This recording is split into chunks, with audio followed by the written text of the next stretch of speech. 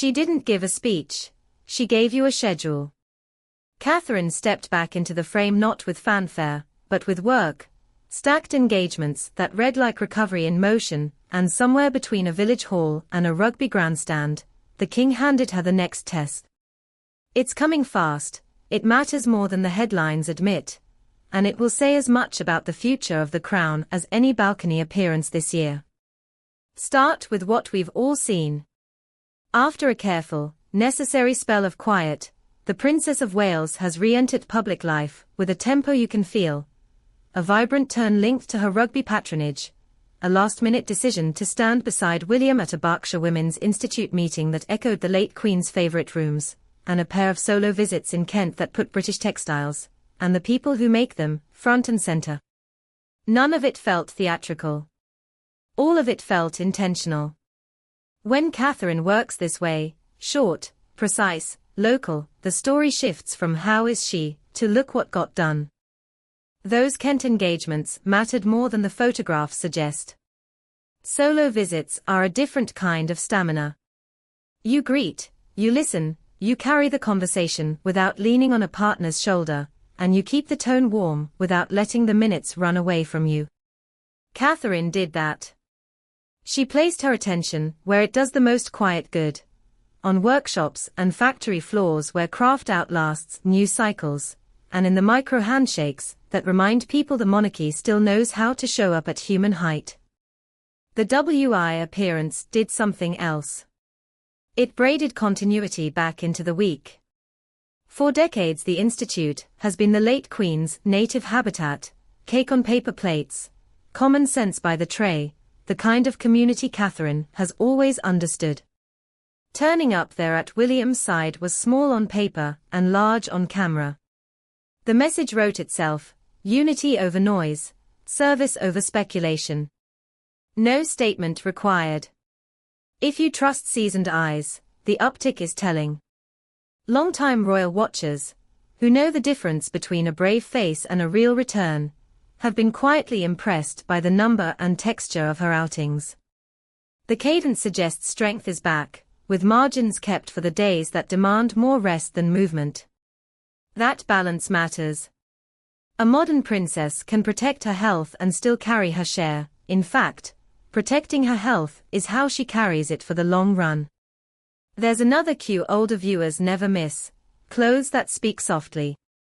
The checked day dresses, the British knits, the sensible heel that takes a gravel path without fuss.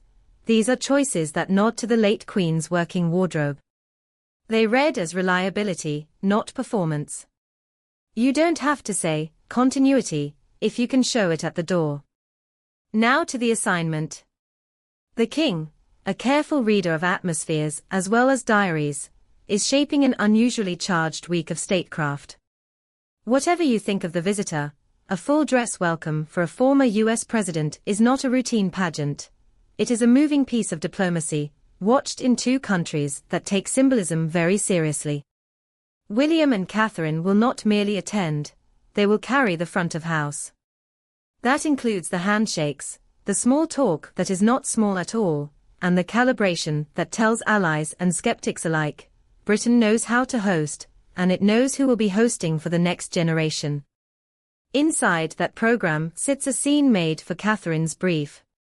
In Windsor's Frogmore Gardens, green, private, deliberately unglamorous, she is slated for a joint moment with Melania Trump built around the Scouts Squirrels program for 4- and 5-year-olds. On its face, a charming children's event. In practice, a bridge between two women whose public work touches children's well-being, and a platform that lets Catherine keep her most important domestic agenda, early years, loud without raising her voice. It's the kind of engagement she lands with unforced clarity. Let the children lead, let the pictures explain the point, let the politics catch up. If you want the readout in one line, it's this: the princess is being asked to do two jobs at once: steady the home front and sweeten the edges of a hard-edged visit, and she looks prepared to do both. She'll do it the way she does most things now, through tempo and texture. Tempo, as in, more appearances, but measured ones. days that cluster and days that breathe. Texture, as in, fabrics and venues that nod to British making, with the odd Balmoral shade check that reminds older eyes of the Queen who taught the whole family what turning up correctly looks like. What should you watch for? Not the viral clip, the rhythm. The length of her stops, the strength of her voice at the mic, the way she manages a rope line without letting it manage her. Notice whether the week favors joint engagements, a paired message that the airs are in step, or solo turns, which say something different. Catherine has air under her feet again. Pay attention to how the palace lets the pictures breathe. Longer press access is confidence, tighter lenses are caution. Neither is wrong. But both tell you where the comfort lies. And don't overlook the quiet persuasion of place. Frogmore's lawns, a W.I. Hall's trestle tables, a Kent Mill floor, these are not glitter rooms. They are the rooms where the British public keeps its mind about the monarchy. Applause in a palace ballroom is polite, laughter in a village hall is trust. Catherine has always known the difference, and weeks like this one are built to earn the latter. The family optics will hum in the background whether anyone likes it or not. The king will play the conductor, arrivals, smiles, the nod that can calm a room. William will be the metronome, on time, on line, no wasted motion. Catherine will be the melody, low, steady, carrying through the hall even when the band gets loud. Together they make the case the monarchy always tries to make on big diplomatic weeks. That ceremony is not empty, it is a language. And that soft power can be iron when you need it to be. None of this works if Catherine overplays it. She won't. Her recent choices tell you as much. Rugby for national lift, WI for continuity, Kent for industry and craft. That triangle, pride, memory, making, is how you rebuild trust with an older audience who knows performance when they see it and resents it when they do. She wears British cloth and talks about British work. She keeps the jokes gentle and the listening long. She lets other people shine. It's old-fashioned, and it's precisely what the moment requires. There is also the human truth the cameras can't quite catch. Recovery is not linear. Some weeks give you room to run, some weeks ask you to sit down. The public has granted Catherine the grace to choose the difference, and she has honored that grace by refusing to sprint. If you see more of her now, it's because she can manage more. If you see a quiet day after a bright one, it's because the people who love her, and the institution that needs her, are protecting the margins. That is how you keep a servant of the state standing for decades, not months.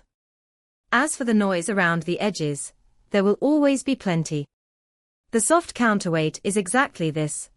A princess who builds the week out of children's laughter in a garden and a handshake that lands as hospitality, not headlines.